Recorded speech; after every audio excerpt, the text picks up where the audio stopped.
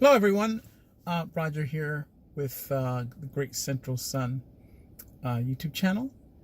And I just want to also, before I get started, I want to welcome our new members to the Great Central Sun community. Welcome, and I hope that you enjoy the contributions here and also contribute yourself in the comment box as well. Any suggestions or anything of that nature that you might have. Now, the last video I made, I talked about how to center and shield yourself from negative energies or energies that are not in line with you. And this was particularly for people who feel very deeply, or basically it was for any and everyone, but particularly people who feel so deeply that it's a thing in their life. It's a troublesome thing in their life, because they're always feeling what other people are feeling. And when you don't have control of that, you're feeling whatever it is whoever you just encountered went through that day, that morning, or whatever time that you guys had an interaction with. So empaths generally have this issue if they haven't really controlled their empathic ability, or maybe they're just coming into it. As I said in that video, we are evolving as beings, and one of the results, and it's actually a really good thing in this evolution, one of the benefits is our ability to feel through situations and circumstances so that we can know exactly what we need to do in them. So the evolving side of that, or the learning curve of that, is knowing when to do it and to control it so that it doesn't take you over. If you want to know more about that, I spoke about that in the last video, the one before this one, and I'll link it below if you want to know more about that.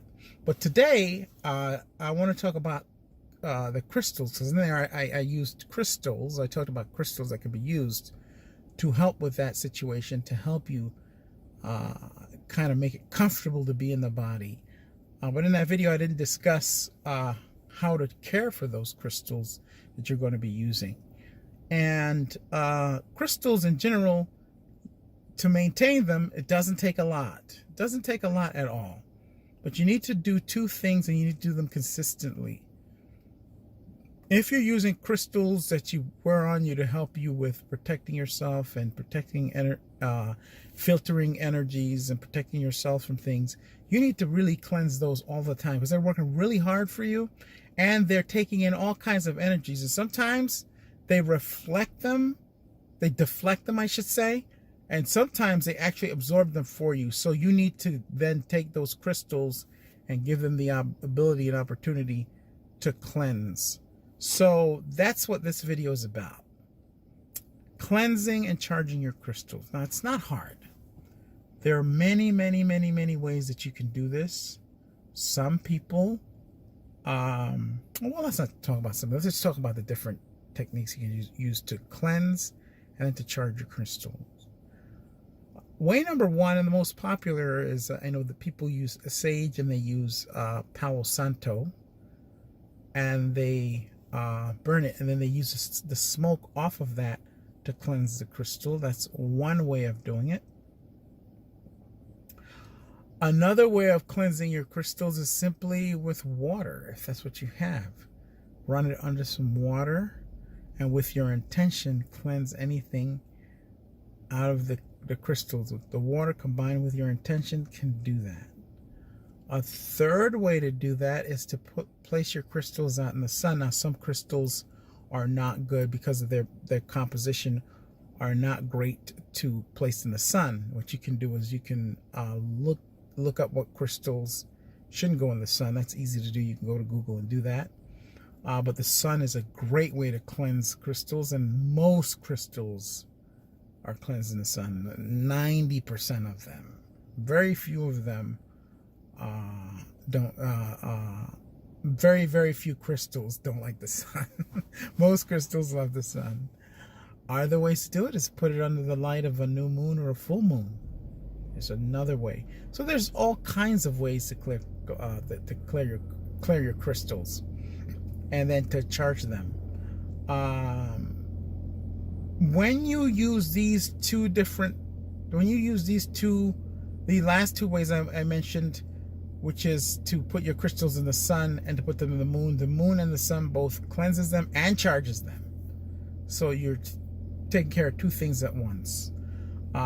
So cleansing the crystal means that you're taking out all the energies that are not native, that are not a part of that crystal, that maybe the crystal picked up or people touched. However way, you want to take all the stuff that shouldn't be there out. The other way, and then the other thing you want to do is charge your crystals, which is to give them a little energy to make them more potent. The sun and the moon will also do that. You can do that as well by holding a crystal in one hand, particularly your receiving hand, as they said. If you're left-handed, then that would be your right hand. If you're right-handed, then that would be your left hand.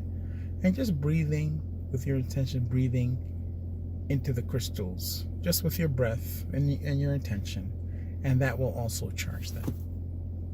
And that is all you need to do for crystals.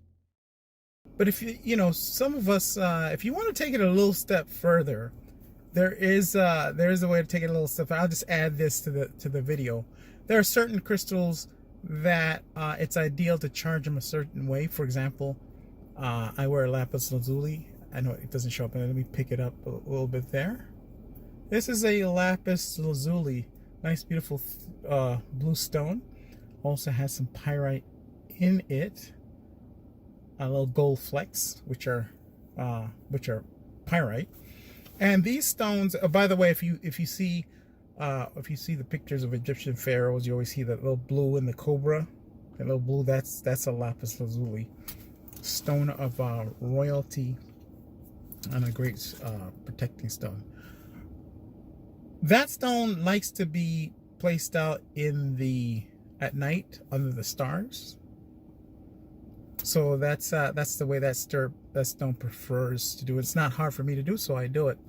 But like I said, you don't want to get too carried away with things that you forget about the most important thing: yourself, your heart.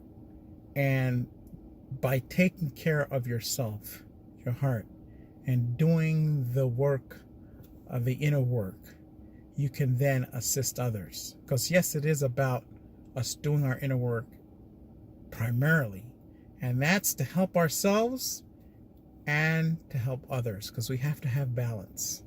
We have to be in it for ourselves as well as being in it for others. That's the balance we need to maintain in this life. All right, so thanks so much. Share, like, and subscribe, and until the next video, remember to defy the taboo against finding out who you truly are.